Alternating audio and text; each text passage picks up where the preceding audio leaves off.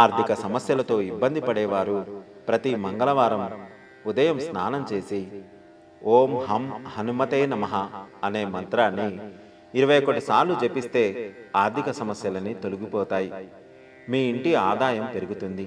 అలాగే ప్రతి మంగళవారం హనుమంతునికి 21 అరటి పండ్లను నివేదించి ఆ అరటి పండ్లను భక్తులకు ప్రసాదంగా పంచిపెడితే మొండి బాకీలన్నీ వసూలవుతాయి.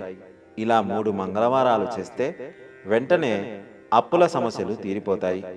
ముఖ్యంగా ఆంజనేయ స్వామి ఆలయానికి వెళ్ళేవారు ఒట్టి చేతులతో వెళ్ళకూడదు.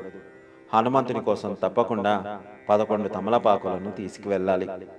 ఆంజనేయ స్వామికి తమలపాకులను సమర్పిస్తే అనంతకోటి పుణ్యఫలం సిద్ధిస్తుంది. ఇక గర్భగుడిలో అర్చన చేయించుకునేటప్పుడు చాలామంది ఒక గోత్రం పేరు మాత్రమే చెబుతారు. కానీ అర్చన చేయించుకునేటప్పుడు ముందుగా మీ గోత్రం పేరు, మీ ఇంటి పేరు, అలాగే నక్షత్రం పేరు చెప్పాలి. అప్పుడు మాత్రమే మీ అర్చనలకు పుణ్య ఫలితం దక్కుతుంది.